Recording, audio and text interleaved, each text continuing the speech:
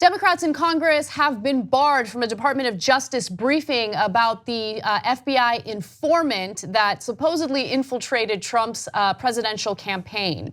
Now, this is all in response to the New York Times and Washington Post reporting that the FBI and Department of Justice had decided to investigate some campaign staffers in the Trump campaign because there was some evidence to indicate that they were working with Russians. Now, Trump believes that this was all done for political reasons, even though none of us knew that this informant even existed until years after the election took place. But nonetheless, John Kelly has excluded Democrats from a meeting planned for Thursday, tomorrow, to provide more information about the FBI informant that Trump claims infiltrated his 2016 campaign. Now, let me be clear about something. An informant, a Republican informant, did infiltrate the campaign and did meet with people like George Papadopoulos. But it was not done for political reasons. It was done because people like George Papadopoulos were bragging about their contact with the Russians, with an Australian diplomat, for instance, while the election was taking place. So that gives you a little bit of, as an investigator, someone working in the FBI, that gives you a reason to want to investigate that further. I have two fun points to make.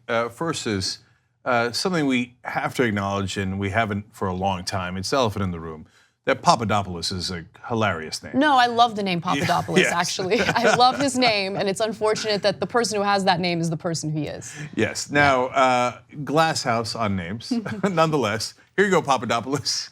Throw in a stone. Anyway, now on to important things. Trump says they infiltrated my campaign for political reasons, and then kept a secret so it wouldn't hurt my campaign. What? If they had done it for political reasons, wouldn't they have released whatever information they have before the election? Yeah. But we know for a fact that they didn't. You know who was very publicly investigated during the election by the FBI? Hillary Clinton.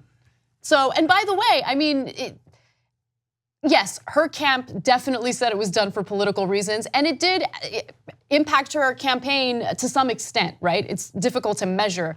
But people in your campaign were being investigated during the election, before the election took place, and the FBI was silent about it. They didn't want to publicize it in any way. They didn't want information to get out in any way because they were concerned that it would be perceived as a political attack, which it wasn't. Anyway. Yeah, and by the way, almost all the guys conducting this were Republicans. So, hey, Republicans decided that they were going to release information about an investigation they had about Hillary Clinton, and that wound up hurting her campaign tremendously. And those same Republicans decided they were not going to release information about Donald Trump being investigated, even though he was. So, how did that hurt Trump politically? Look, again, you put on the red hat. I know that means that there's some magical quality to that hat that stops you from thinking.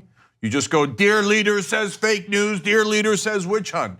But can you explain to me how the FBI would put an informant as a political operative inside the Trump campaign and then not say anything during the campaign, which then how would that hurt? How would that hurt Donald Trump? That doesn't make any sense. Now, you know what you would do to hurt a campaign?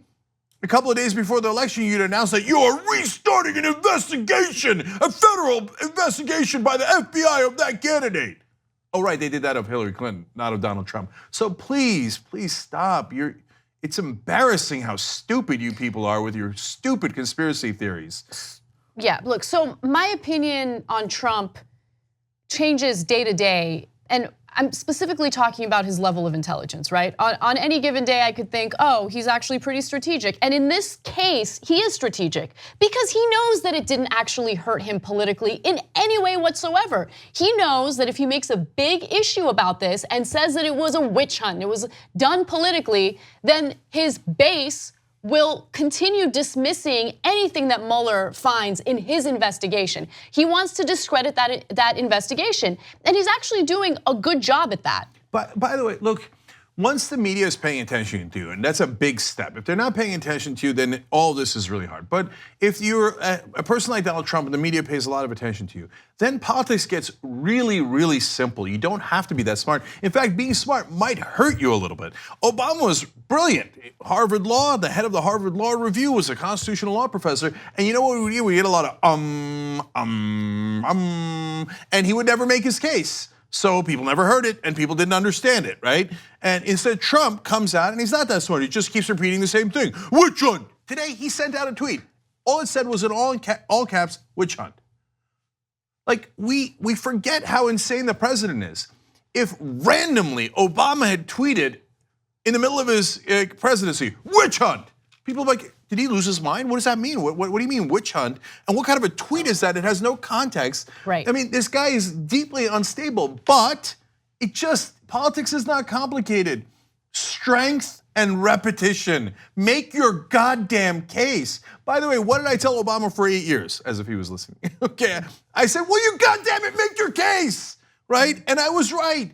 Even a total simpleton like Trump, when he says witch hunt, witch hunt, witch hunt, he gets almost the entire Republican Party to go, oh yeah, I think the FBI planted a conspiracy with the CIA and the IRS. These are literal things that they were saying. Maria Bartiromo said it on air the other day. Republican congressmen are saying it. They're having this meeting about it. This, like the whole Republican Party has gone Alex Jones, full Alex Jones, right? And they're like, and then the frogs are gay, and then this giant conspiracy.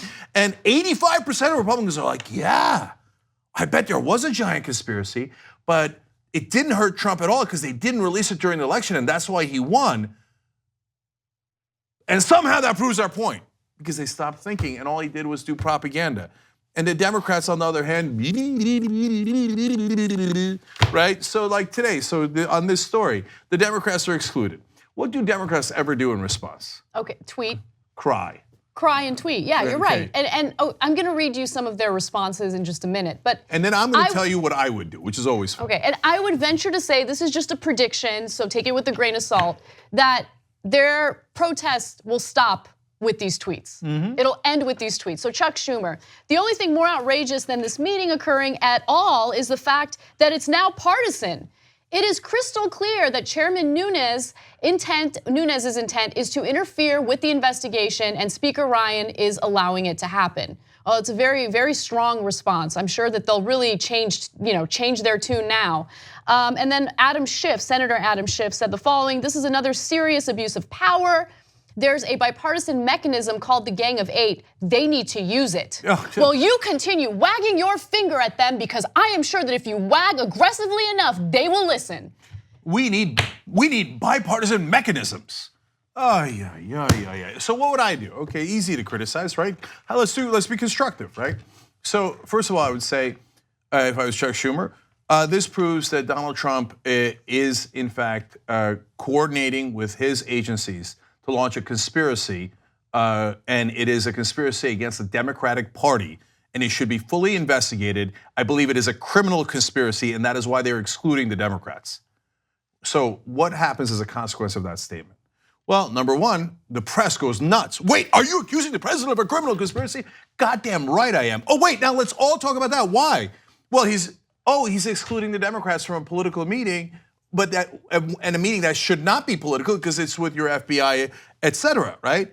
Oh, you see that? You got them to talk about it instead of talking about the Gang of Eight and different mechanisms and right? Okay, and then I would say, hey, I think the FBI is problematic. I think they are all Republicans and they actually colluded against Hillary Clinton, and I demand an investigation of that. You see that? You flipped it. So now they're playing defense and you're playing offense. But for Democrats, that's inconceivable. Oh no, like what's our go-to move? Crying? Who's got tears? Who's got tears? Let's do, oh, it's unfair, they excluded us, right? No, you attack them, you level charges against them. And you know what, okay, number two, I would say, instead of saying Devin Nunes outrageous, blah, blah, blah, stop it with the word outrageous. Okay, so here's what you do instead. I'm calling for the impeachment of Devin Nunes. Now, can a senator call for the impeachment of a congressman?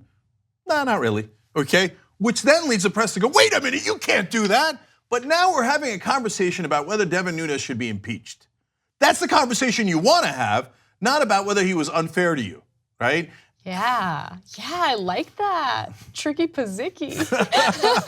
You come up with these reasons, because I was tweeting about this morning.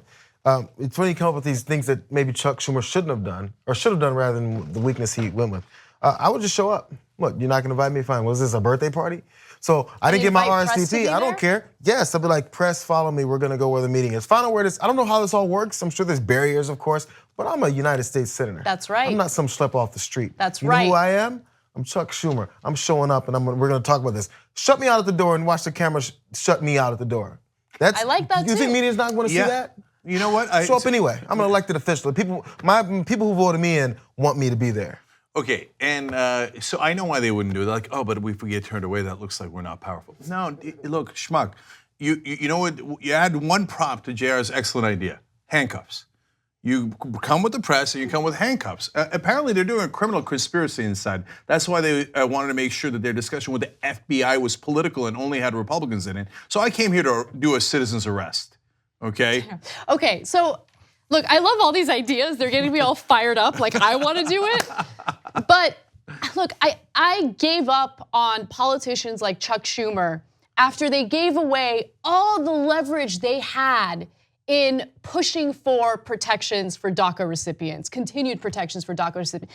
The reason why he's weak is because he wants to be weak. It's not just an accident or a coincidence. He's not a fighter. He's not gonna be a fighter. They call themselves part of the resistance. Who are they resisting? They have given Republicans in Congress everything that they've wanted so far.